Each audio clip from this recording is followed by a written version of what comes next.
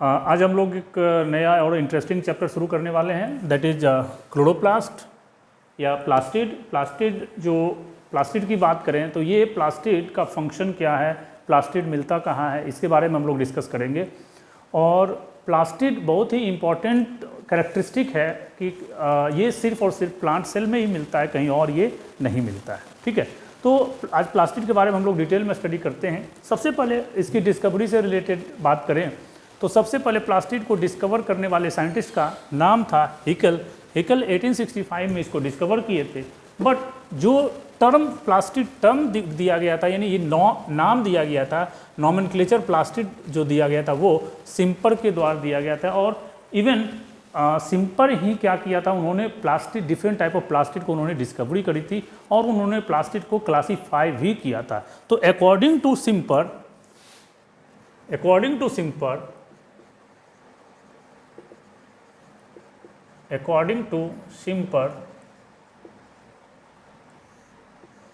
Plastid को divide किया गया।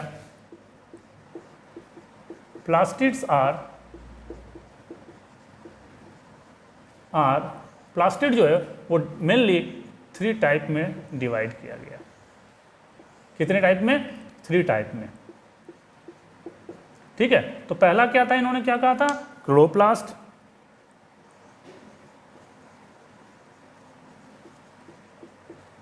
क्या किया था? क्लोरोप्लास्ट।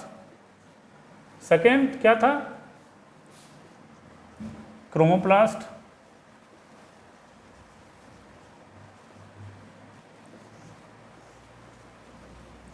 और तीसरा जो था वो क्या था?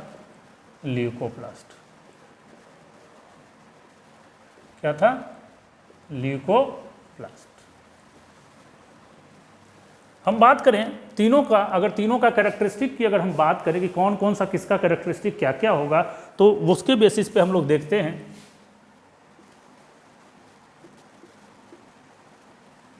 क्या क्या डिफरेंसेस हैं इस सबके जो कैरेक्टरिस्टिक है, किस तरह से ये सारे कलर जो इन्होंने सिम्पर ने दिया था, ये अलग अलग टाइप का प्लास्टिड के बारे में एक्सप्लेन किया था, इसके एक्सप्लेनेशन के पीछे क्या क्या कारण था, क्या क्या कैरेक्टरिस्टिक था जो ये तीनों अलग अलग प्लास्टिड को डिफ्रेंशिएट कर रहा था। तो पहला कैरेक्टर की अगर हम बात करें तो दैट इज कलर। क्या था? First one is colour. यानी कलर की बात करें तो सिम्पर ने बताया था कि जो क्लोरोप्लास्ट होता है, क्लोरोप्लास्ट का जो कलर होगा वो कैसा होगा? ग्रीन होगा। कैसा होगा? ग्रीन। क्रोमोप्लास्ट का जो कलर होगा वो कैसा होगा? Red, yellow. Generally red, yellow ये 2 कलर में मिलेंगे। इसके अलावा और भी कलर हो सकते हैं, जैसे ऑरेंज भी हो सकता है। और ल्यूकोप्लास्ट में no colour. No colour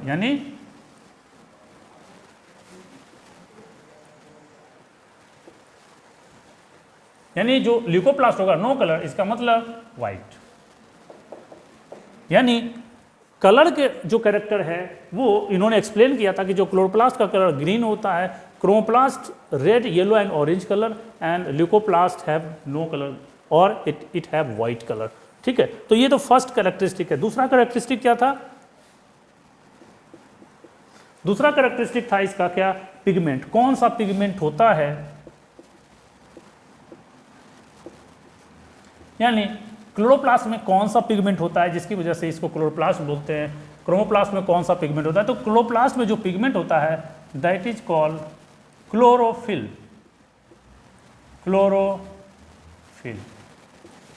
chlorophyll की वजह से ये ग्रीन होता है। और ये अगर बात करें क्रोमोप्लास्ट में, इसमें क्या होता है? कैरोटीनॉइड। क्या होता है? कैरोटीनॉइड। कैरोटीनॉइड भी फर्दर डिवाइड किया गया, ये 2 पार्ट में होते हैं, that is called carotene and xanthophyll. क्या होता है? Carotene and xanthophyll.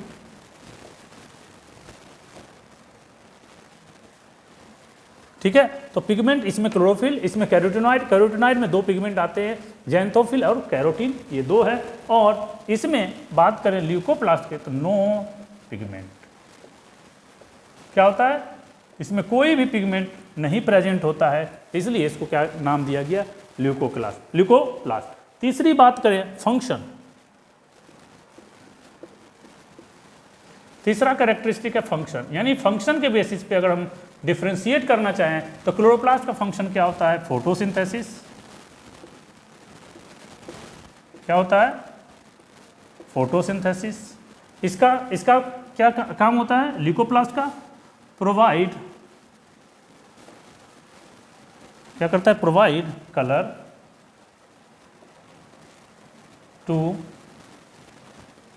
Colour to किसको, पेटल एंड फ्रूट। और इसका मेन फंक्शन क्या होता है, स्टोरेज। कहने का मतलब जो फंक्शन की बात करें, क्लोरोप्लास्ट का मेन फंक्शन होता है फोटोसिंथेसिस। फोटोसिंथेसिस में क्या होगा, ये लाइट को ट्रैप करेगा और उसके थ्रू क्या करेगा, ये ग्लूकोज को बनाएगा और ये फूड के रूप में स्टोर होगा। क्रोमोप्लास्ट का फंक्शन जो होता है, जितने भी प्लांट्स देखते हैं तो उस प्लांट में कलरफुल पार्ट, चाहे वो पेटल का पार्ट हो, चाहे वो फ्रूट का कलर हो, वो सारा कलर कौन प्रोवाइड कराता है, क्रोमोप्लास्ट। इसका मेन इंपॉर्टेंस ये होता है कि चूंकि जब अगर पेटल कलरफुल होता है तो जो इंसेक्ट्स है वो उस कलर को देख के क्या होता है, अट्रैक्ट होता है और उसकी तरफ आता है। क्यों, नेक्टर के सर्च में। अब नेक्टर के सर्च में जब आएगा तो वहाँ पे पॉलिनेशन आसानी से हो जाता है, इसलिए क्रोमोप्लास्ट का एक इंपॉर्टेंस ये है कि ये provide the colour to the petal and fruit. और ल्यूकोप्लास्ट की बात करें, जो फूड बनते हैं यानी ग्लूकोज, तो प्लांट में क्या होता है, glucose is converted into starch, और वो स्टार्च जब बच जाता है भोजन, यानी जब यूज नहीं हो रहा होता है तो वो क्या होता है, स्टोरेज ऑर्गन में स्टोर हो जाता है। तो स्टोरेज ऑर्गन जो प्लांट का होता है वो क्या होता है, रूट या तो फ्रूट, दो पार्ट होते हैं। तो जो हम लोग फ्रूट खाते हैं वो भी स्टोर्ड फूड ही होता है और उसमें मेनली ल्यूकोप्लास्ट प्रेजेंट होता है, जो क्या करता है, स्टोरेज ऑफ फूड करता है। क्या करता है, स्टोरेज ऑफ फूड। क्या करता है, स्टोरेज ऑफ फूड। अब बात करते हैं चौथा, अकरेंस। अकरेंस मतलब मिलेगा कहाँ, यानी क्लोरोप्लास्ट कहाँ मिलता है, green part of plants, green part of plants कहाँ मिलता है, ग्रीन पार्ट ऑफ प्लांट्स में। जैसे एग्जांपल्स, मेनली लीव्स।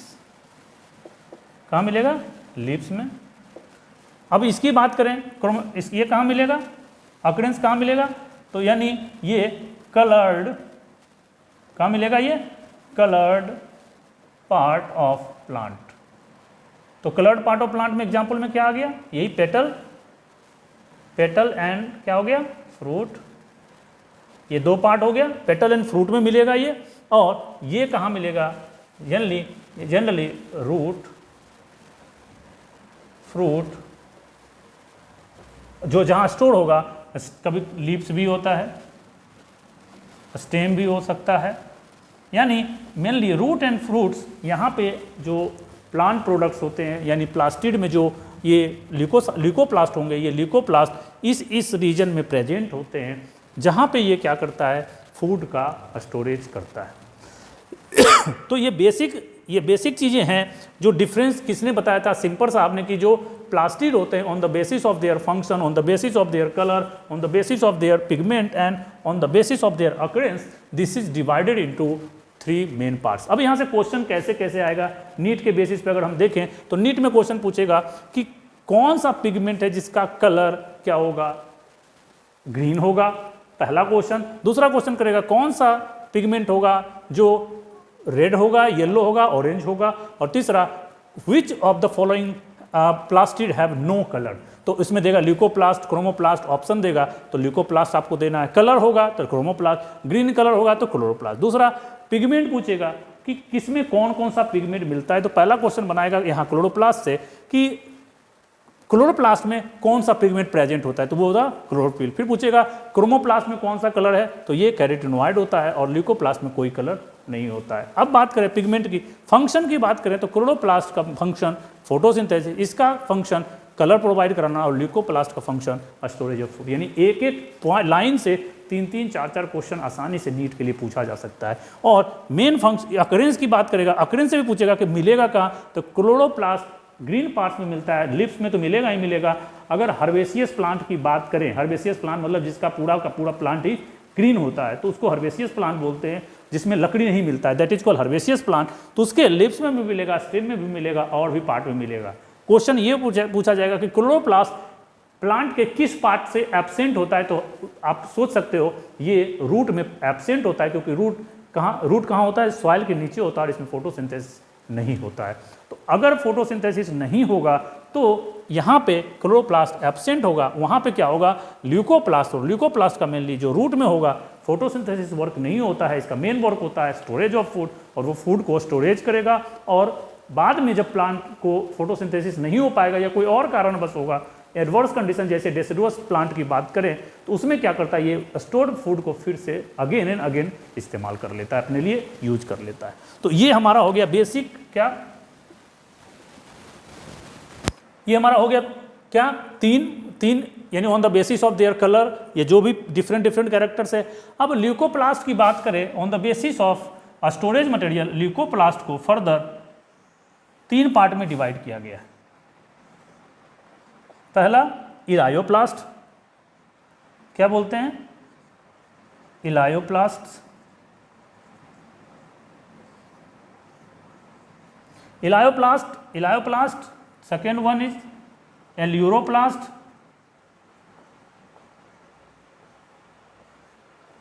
और third one is the amyloplast. Amyloplast इसमें अगर हम ल्यूकोप्लास्ट की बात करें, leucoplast is further divided into 3 parts on the basis of their storage materials, यानी कौन सा मटेरियल स्टोर करेगा उसके बेसिस पे उसका नोमेनक्लेचर अलग किया गया है। नाम से ही पता चलता है इलायोप्लास्ट, इसी को बोलते हैं ओलियोप्लास्ट। ओलियोप्लास्ट यानी इट स्टोर्स फैट और ऑयल, यानी elaioplast are the type of leucoplast which stores fat or oil in the plants, that is called the elioplast. Eleuroplast, it stores protein, yani this is also a type of leucoplast which stores protein in the plant. And amyloplast, नाम से ही जैसे पता चल रहा है, amylose a type of carbohydrate, so amyloplast stores carbohydrate. ठीक है, तो अब ये यहां से क्वेश्चन बहुत बन सकता है। अब ये एक तो मैंने ये क्वेश्चन बता दिया, अब बात करेगा ल्यूकोप्लास्ट से क्वेश्चन पूछेगा कि which of the following plastid stores carbohydrate, which of the following plastid stores proteins और फैट। तो ये सारे क्वेश्चन यहां से पूछा जाएगा। अब बात करते हैं साइज की। तो साइज की बात करें, यानी according to their size these all plastid are arranged in the ascending और डिसेंडिंग, जैसे भी अरेंज कर सकते हैं, बट द स्मॉलेस्ट क्लोरोप्लास्ट क्या होता है, इज द स्मॉलेस्ट। साइज की बात करें, यानी साइज में, तो साइज क्या होगा, क्लोरोप्लास्ट की सबसे स्मॉलेस्ट होगी, उसके बाद क्या होगा, स्मॉलर देन क्रोमोप्लास्ट, क्रोमोप्लास्ट में क्या होगा, उसके बाद ल्यूकोप्लास्ट। यानी इस तीनों में साइज की बात की जाए तो सबसे बड़ी साइज होती है क्लोरोप्लास्ट की, उसके बाद क्रोमोप्लास्ट, देन ल्यूकोप्लास्ट। क्लियर। अब ल्यूकोप्लास्ट में देखा जाए तो ल्यूकोप्लास्ट में सबसे जो बड़ी साइज होती है वो किसकी होती है, यानी ल्यूकोप्लास्ट में जो सबसे छोटी साइज होगी वो इलायोप्लास्ट। इलायोप्लास्ट से सबसे छोटी साइज होगी क्या, एल्यूरोप्लास्ट। एल्यूरोप्लास्ट, और एल्यूरोप्लास्ट से बड़ी जो साइज होगी वो किसकी होगी, एमाइलोप्लास्ट की। यानी अगर हम इंक्रीजिंग ऑर्डर में अगर हम देखें साइज के अकॉर्डिंग, तो सबसे स्मॉल साइज होगा क्लोरोप्लास्ट की, और सबसे लार्जेस्ट साइज होगा, यानी सबसे large size, largest among the plastids, the largest size is amyloplast and the smallest size is chloroplast. So according to this size we can arrange in this manner, या increasing order में हम लोग ऐसे arrange कर सकते हैं। तो अब आसानी से यहाँ पे जो डिफरेंट क्वेश्चंस है आप उसको आसानी से कर सकते हैं। अब बात करते हैं कि ये जो क्लोरोप्लास्ट, क्रोमोप्लास्ट, ल्यूकोप्लास्ट जो प्लास्टिड्स हैं प्लांट्स में, क्या ये खुद ब खुद बनते हैं या क्या मतलब इसका ओरिजिन कैसे होता है, इसका ओरिजिन क्या होता है, किस तरह से ये आपस में या अलग अलग कंपोनेंट से बनता है, इसका कैसे बनता है, हम इसकी बात अगर करें तो इसकी बात अगर करेंगे तो ये देखते हैं सिम्पर साहब ने ही इसको एक्सप्लेन किया था कि जो प्लास्टिड्स होते हैं वो प्लास्टिड क्या होता है, इंटर कन्वर्टेबल्स होते हैं। इंटर कन्वर्टेबल का मतलब आपस में क्या होता है, ये अकॉर्डिंग टू रिक्वायरमेंट चेंज होता रहता है। यानी अगर हम बात करें क्लोरोप्लास्ट,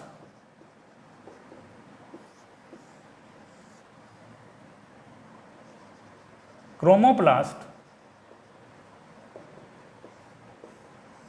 और ल्यूकोप्लास्ट, तो सिम्पर साहब ने ही एक्सप्लेन किया था कि these all 3 type of plastids are interconvertible. यानी इसका मतलब ये हुआ कि ये आपस में एक दूसरे में कन्वर्ट होते रहते हैं अकॉर्डिंग टू रिक्वायरमेंट।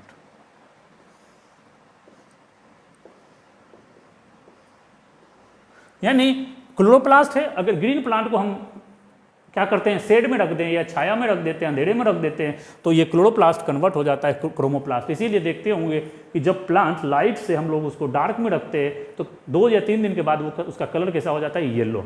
एक्चुअली यही yellow colour the conversion of chloroplast into chloroplast होता है।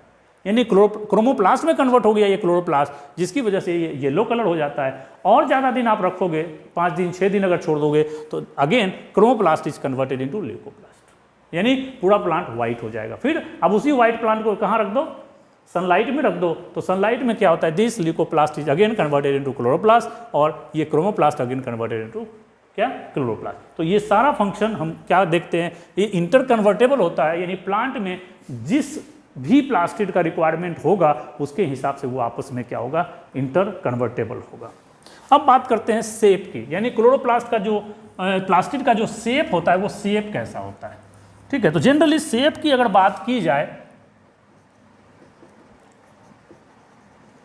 शेप ऑफ प्लास्टिड,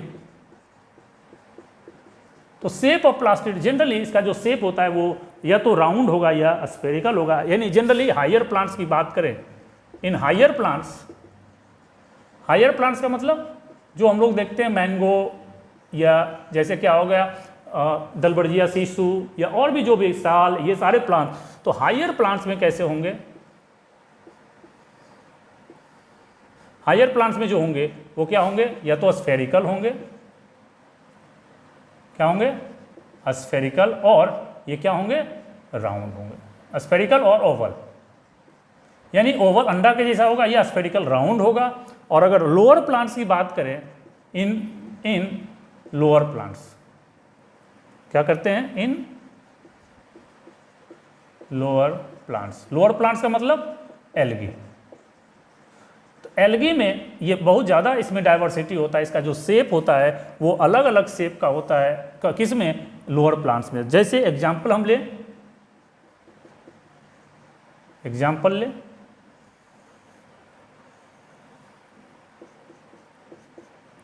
लें किसका, मान ले सपोज करो क्लोरेला। तो पहला एल्गी क्या है, क्लोरेला। क्लोरा एक तरह का यूनिसेलुलर एल्गी होता है और ये क्या होता है, यूनिसेल्युलर एल्गी।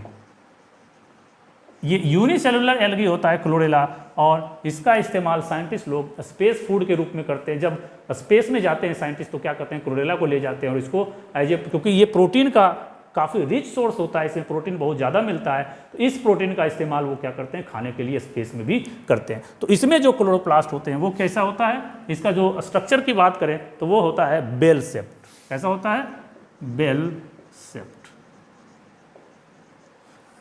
कैसा होगा, बेल शेप्ड। बेल शेप्ड में क्या आएगा, बेल शेप्ड की बात करें तो स्ट्रक्चर, मान ले सपोज करो ये यूनिसेलुलर क्या है, क्लोरेला है, और इसमें जो क्लोरोप्लास्ट मिलेगा वो इस तरह से,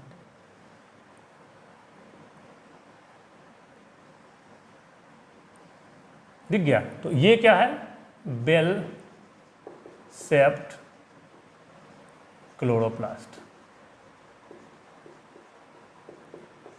आई बात समझ में, तो किसमें मिलेगा ये, तो डायरेक्ट क्वेश्चन ही उठा के पूछेगा कि क्लोरेला में जो क्लोरोप्लास्ट होता है वो किस तरह का होगा। दूसरा, दूसरा बात अगर करें तो दूसरा एग्जाम्पल्स है क्लेमाइडोमोनास।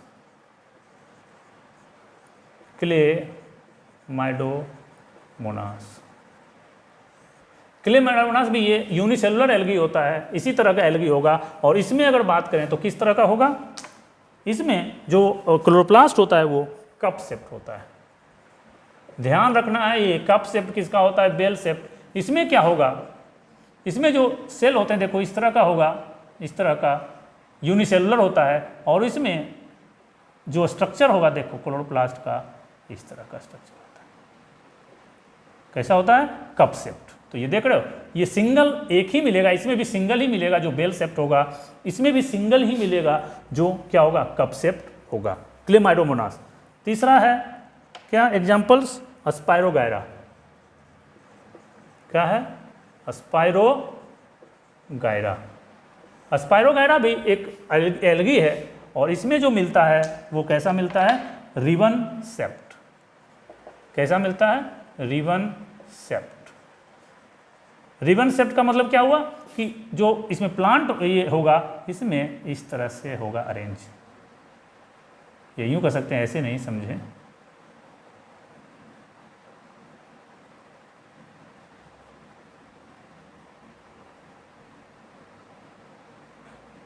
इस तरह से रिबन शेप्ड में बना हुआ रहता है और इसी में बहुत सारे क्लोरोप्लास्ट क्या होते हैं, यानी इस प्लास्टिड में बहुत सारे फूड में रहते हैं। तो इसको क्या बोलते हैं, रिबन शेप्ड। तो रिबन शेप्ड किसमें मिलेगा, स्पाइरोगायरा में। और भी एग्जांपल्स हैं रिबन के जैसा, जिसका बहुत सारे लेडीज लोग रिबन से बाल बांधती है तो उसी के जैसा इसका स्ट्रक्चर होता है, इसलिए इसका नाम दिया गया रिबन शेप्ड। बात करें यूलोथ्रिक्स।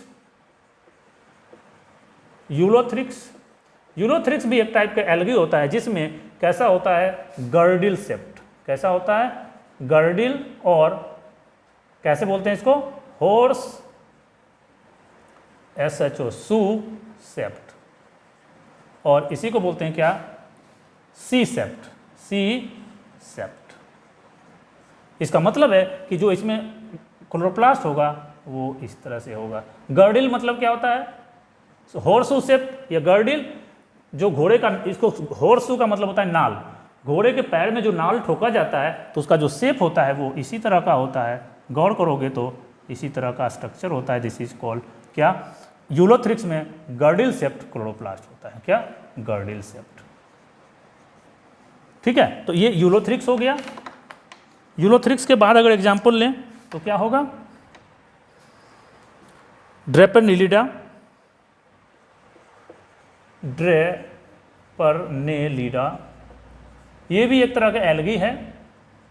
इसमें जो मिलेंगे ये होगा तो गर्डिल शेप थी, लेकिन जो इसके मार्जिन्स हैं वो क्या होगा, इस तरह से मुड़ा तुरा होगा। इस तरह से देखिए, होंगे तो गर्डिल शेप थी लेकिन इंक्रीज्ड मार्जिन होगा। इसका मार्जिन जो होगा वो जिगजैग मैनर में होगा, यानी girdle shape with increased margin chloroplast is found in Draparnaldia. ठीक है, तो ड्रेपेर्नेलिडा में जो क्लोरोप्लास्ट मिलेगा वो इस तरह का होगा और जो यूलोथ्रिक्स में मिलेगा वो इस तरह का होगा। ठीक है, और बात करें जाइगोनीमा।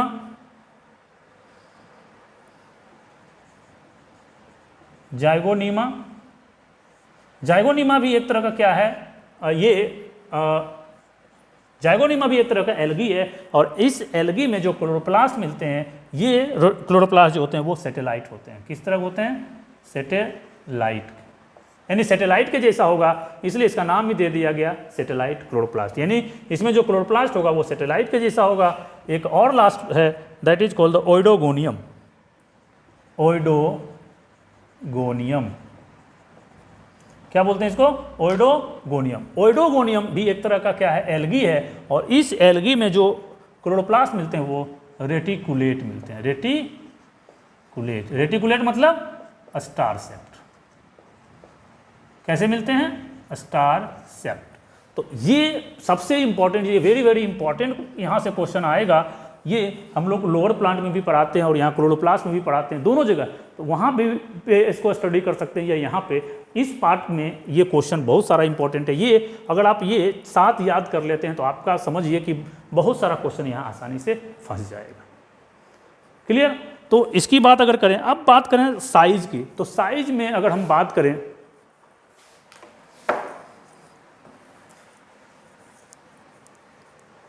ये हो गया शेप ऑफ क्लोरोप्लास्ट। अब हम बात करें साइज की, तो साइज की बात अगर करें तो जनरली प्लांट्स में जो होता है, अगर हायर प्लांट्स की बात करें तो हायर प्लांट्स में जो साइज होती है वो क्लोरोप्लास्ट की ज़्यादा बड़ी होती है, यानी वो अप्रोक्सीमेटली 4 माइक्रोन तक भी मिल सकते हैं, यानी 1 to 4.1 माइक्रोन तक वेरी करते हैं। लेकिन जो लोअर प्लांट्स होते हैं, लोअर प्लांट्स में जो प्लास्टिड की साइज होती है वो थोड़ी छोटी होती है। तो प्लांट्स में अगर करें तो ये भी नीट का क्वेश्चन, ये भी देखिए बात करें, ये भी क्वेश्चन नीट में आया हुआ है कि size of plastid, size of plastid की बात करें तो जनरली इसका जो लेंथ की बात करें तो लेंथ कितना होता है, लेंथ एंड विड्थ। तो इसका लेंथ की अगर हम बात करें तो लेंथ कितना होता है, ज़्यादा होता है थोड़ा सा, 5 से 10 नैनोमीटर, 5 से 10 नैनोमीटर, एंड इसकी जो विड्थ होगी वो 2 to 4 नैनोमीटर होगी। यानी प्लास्टिड की साइज की अगर हम बात करें तो लेंथ इसका थोड़ा ज़्यादा होता है, यानी लेंथ ज़्यादा होगा, विड्थ थोड़ा सा कम होगा, विड्थ 2 to 4 नैनोमीटर है। अब बात करें नंबर, यानी कहने का मतलब ये क्वेश्चन छोटे छोटे पॉइंट्स हैं, जब आप प्रैक्टिस करेंगे तो यही सब क्वेश्चन उठा के पूछ देगा कि प्लास्टिड की साइज कितनी होती है, प्लास्टिड की लेंथ कितना होगा, विड्थ कितना होगा, और ये आपको मेमोराइज करके रखना पड़ेगा। ठीक है। अब प्लास्टिड का नंबर पूछेगा कि किसी भी एक सेल में, कोई भी प्लांट का सेल है तो उसमें कितना इसका नंबर होगा, यानी नंबर ऑफ प्लास्टिड, यानी एक सेल में कितना प्लास्टिड मिलेगा। ठीक है। तो जनरली याद रखिए इसका जो नंबर होता है वो नंबर वेरी होता है, जनरली 20 to 40 पर सेल। और किस तरह इस सेल को क्या बोलते हैं, जिसमें प्लांट का वैसा सेल जिसमें प्लास्टिड मिलते हैं, that is called the mesophyll cell. यानी एक मेजोफिल सेल में 20 से 40 मिल सकते हैं, कहीं पे 20 to 60 भी दिया हुआ है, लेकिन ये डेटा याद रखिएगा, ये चूंकि ये ज़्यादातर एग्जाम में यही क्वेश्चन यहीं से पूछा जाता है। ठीक है। अब बात करें कुछ ऐसे हैं, कुछ ऐसे एग्जाम्पल्स हैं, यानी सम ऐसे प्लांट्स होते हैं या एल्गी कह सकते हैं जिसमें जो प्लास्टिड होगा वो एक ही होगा। उसकी बात करें तो उसका एग्जाम्पल करें, some plants have only 1 plastid. ये इंपॉर्टेंट इसलिए हो जाता है कि इसके पास ओनली 1 है, तो हम लोग पहले ही डिस्कस कर चुके हैं क्या, लोअर एल्गी में होता है, लोअर प्लांट्स में होता है, और लोअर प्लांट्स का एग्जाम्पल क्या होगा, क्लोरेला। दूसरा एग्जाम्पल क्या होगा, क्लेमाइडोमोनास, यानी जिसमें एक ही मिलेगा, क्लेमाइडोमोनास। क्या था इसमें बेल शेप्ड, इसमें क्या था कप शेप्ड, क्लेमाइडोमोनास। और भी जितने भी एग्जाम्पल्स होंगे इसमें आ जाएंगे, जो यूनिसेलुलर, जैसे यूलोथ्रिक्स। ठीक है। तो ये सब बहुत इंपॉर्टेंट क्वेश्चन है, यहाँ से डायरेक्ट क्वेश्चन उठा के पूछेगा प्लास्टिड से रिलेटेड। ठीक है। तो प्लास्टिड से रिलेटेड ये सब पॉइंट चूंकि छोटे छोटे पॉइंट्स हैं और एनसीईआरटी में बहुत सारे पॉइंट्स यहाँ से मिस्ड है, ध्यान रखिएगा। अगर आप ये सोच रहे हो कि सिर्फ एनसीईआरटी हम पढ़ के सारा क्वेश्चन हम डील कर लेंगे तो ये आपका गलतफहमी है। ये सारे क्वेश्चन आपको एनसीईआरटी में नहीं मिलेंगे, जिसकी वजह से आपको प्रॉब्लम आ सकती है। इसलिए आप थोड़ा सा नोट्स हो, मॉड्यूल्स हो, उसमें आप इसको कंसल्ट कर सकते हो। जो बुक्स हैं, अनदर कोई बुक्स हो जहाँ पे जो अच्छी बुक्स मार्केट में, उससे आप कंसल्ट कर सकते हैं। नहीं तो अपने टीचर के नोट्स को आसानी से पढ़ के आप आसानी से नीट को क्रैक कर सकते हैं। बिल्कुल ये सिंपल चीज़ें पूछी जाती है एग्जाम में, और सिंपल चीज़ें अगर आपको नहीं आ रही तो वही आपके लिए क्या हो जाता है, टफ हो जाता है। सो प्लीज़ आप इसको एक बार देख लीजिएगा बढ़िया से, then we will discuss in next video.